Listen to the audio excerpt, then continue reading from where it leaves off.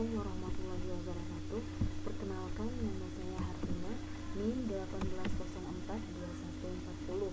Nah, di video kali ini saya akan mempresentasikan proposal penelitian saya yang berjudul Pengaruh COVID-19 terhadap prestasi belajar siswa di SMP Negeri 4 Batanganai.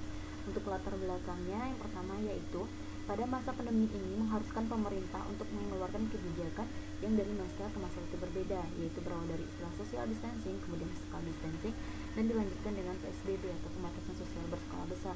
Dan sampai saat sekarang ini sudah diterapkan dengan istilah new normal, yang mana kita diperbolehkan untuk melakukan aktivitas di luar rumah, akan tetapi harus mematuhi protokol kesehatan. Walaupun demikian, pemerintah masih menerapkan sistem WFH atau work from home, yang mana semua bentuk kegiatan atau pekerjaan apapun itu dilakukan di rumah tanpa terkecuali bagi siswa juga melakukan proses belajar di rumah secara daring. Menurut penelitian AJI tahun 2020, ada dua dampak bagi keberlangsungan pendidikan yang disebabkan oleh pandemi COVID-19.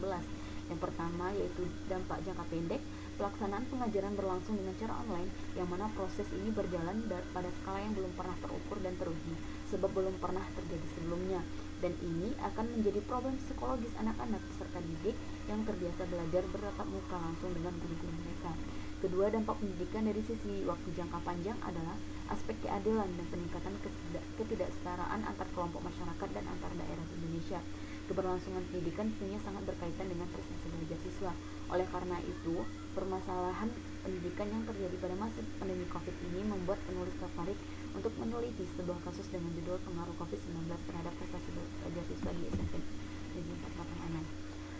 Untuk rumusan masalahnya yaitu bagaimana pengaruh COVID-19 terhadap prestasi belajar siswa di SMP Negeri 4 Batanganai, apakah COVID-19 dapat mempengaruhi prestasi belajar siswa, dan apa dampak yang akan ditimbulkan dari pengaruh COVID-19 terhadap prestasi belajar siswa. Untuk tujuannya yaitu mengetahui apakah COVID-19 dapat mempengaruhi prestasi belajar siswa atau tidak, dan dampak apa yang ditimbulkan dari COVID-19 terhadap prestasi belajar siswa. Untuk manfaat penelitiannya yaitu secara teoritis agar dapat mengembangkan ilmu pengetahuan secara teoritis yang saya terima selama kuliah dan menghubungkannya dengan data yang saya peroleh dari lapangan. Yang kedua yaitu agar penelitian ini dapat menjelaskan mengenai bagaimana dampak yang akan ditimbulkan dari wabah pandemi COVID-19 ini khususnya dalam bidang pendidikan. Secara praktis tentu saja bermanfaat bagi masyarakat, bagi pemerintah, bagi peneliti lanjutan, dan bagi penulis sendiri. Untuk kerangka pemikirannya yaitu pengaruh COVID-19 terhadap prestasi belajar siswa di SMP Negeri 4 Batanganai, dampak yang ditimbulkan selama pandemi terhadap prestasi belajar siswa selama pandemi, solusi untuk menyelesaikan masalah yang timbul akibat pandemi COVID-19 terhadap prestasi belajar siswa. Selanjutnya itu tinjauan pustaka. Menurut Jamarah tahun 1194 halaman 19, prestasi adalah hasil dari suatu kegiatan yang diciptakan baik secara individu maupun secara kelompok. Menurut Slameto tahun 2010, belajar ialah suatu proses usaha yang dilakukan seseorang untuk memperoleh suatu perubahan tingkah laku yang baru secara keseluruhan sebagai hasil pengalamannya sendiri dalam interaksi dengan lingkungannya. Menurut Muhyiddin Syah, prestasi belajar diartikan sebagai tingkat keberhasilan siswa mencapai tujuan yang telah ditetapkan dalam sebuah program-program pengajaran. Indikator prestasi belajar adalah pengungkapan hasil belajar yang meliputi segenap ranah psikologis yang berubah sebagai akibat pengalaman dan proses belajar siswa. Ranah yang dimaksud antara lain ranah cipta, rasa, dan karsa. Menurut Bloom dan kawan-kawan yang dikutip oleh Marham Malik, mengkategorikan prestasi belajar ke dalam 3 ranah, yaitu ranah kognitif, ranah afektif, ranah psikomotorik. Untuk hipotesisnya sendiri yaitu hipotesis nihil, tidak ada pengaruh yang signifikan yang ditimbulkan oleh pandemi COVID-19 terhadap prestasi belajar siswa di SMP Negeri 4 Batanganai. Untuk hipotesis kerja yaitu terdapat pengaruh yang signifikan yang ditimbulkan oleh pandemi COVID-19 terhadap prestasi belajar siswa di SMP Negeri 4 Batanganai.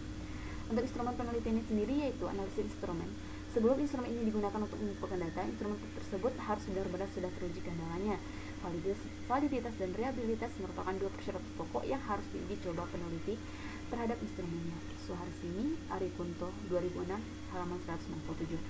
Kuesioner dan penelitian ini menggunakan model skala Likert yang terdiri atas beberapa item dengan 5 alternatif jawaban, yaitu sangat setuju, setuju, kadang-kadang setuju, dan tidak setuju, sangat tidak setuju.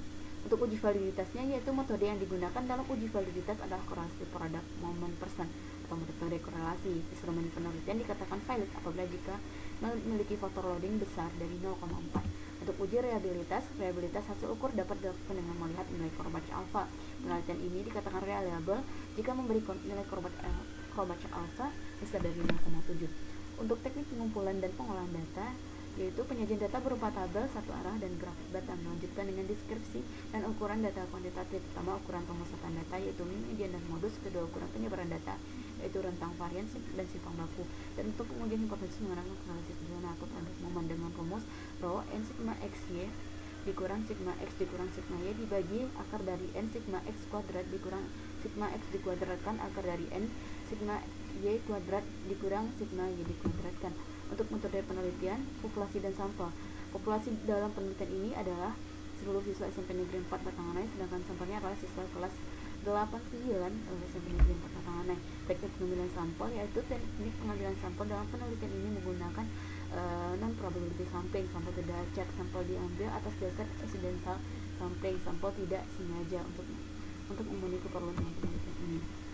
Untuk teknis analisis datanya sendiri yaitu jenis penelitian yang digunakan dalam penelitian ini adalah deskriptif dengan pendekatan kuantitatif, di mana penelitian ini bermaksud untuk membuat deskripsi, gambaran atau lukisan secara sistematis, faktual dan akurat mengenai fakta-fakta, sifat-sifat serta hubungan antar fenomena yang diteliti. Tujuan penelitian ini adalah peneliti ingin menjelaskan dan memaparkan secara objektif mengenai pengaruh COVID-19 terhadap kelas belajar siswa di SMP Negeri 4 Batanganai. Teknik analisis menggunakan metode angket dan kuesioner. Nur Sugiono 2009 halaman 142. Kuesioner merupakan teknik pengumpulan data yang dilakukan dengan cara memberi seperangkat pertanyaan atau pernyataan tertulis kepada responden untuk dijawab. Responden merupakan orang yang mampu dan bersedia memberikan informasi sehingga data yang diperoleh dapat dipercaya sebagai data yang objektif. Angket sebagai alat pengumpul data berisi pertanyaan secara tertulis yang ditujukan kepada subjek atau responden penelitian. Daftar pertanyaan yang disampaikan adalah untuk memperoleh informasi dari responden tentang dirinya sendiri yang berkaitan dengan objek penelitian. Untuk operasional variabelnya yaitu pengaruh COVID-19 yaitu variabel X, sumbernya yaitu menurut kebijakan dari Kemendikbud RI. Untuk prestasi belajar siswa yaitu variabelnya yaitu dari teori Bloom dan kawan-kawan yang dikutip oleh Omar Hamalik. Kalau untuk dimensi variabel X sendiri, pembelajaran secara daring dan online. Terus indikatornya yaitu kemampuan penguasaan teknologi, ketersediaan sarana dan prasarana, pemenuhan biaya, dan pelaksanaan proses. Skala yang digunakan yaitu ordinal untuk itemnya 1, 2, dan 3. Untuk variabel Y yaitu ranah kognitif, indikatornya adalah kemampuan pemahaman, kemampuan pengetahuan, kemampuan evaluasi, kemampuan menganalisis. Skalanya sama, ordinal, itemnya 4, 5, 6, dan 7.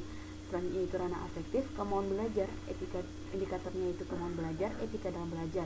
Skalanya ordinal 8 dan 9, untuk itemnya 8 dan 9. Ranah psikomotorik yaitu kreatif, indikatornya kreativitas belajar, penyesuaian sistem pembelajaran. Skalanya ordinal, itemnya 10 dan 11. Untuk daftar pustaka, mungkin bisa dilihat di layar, itu ada beberapa daftar pustaka. Nah, mungkin sekian saja video dari saya. Banyak maaf, terima kasih banyak. Assalamualaikum warahmatullahi wabarakatuh.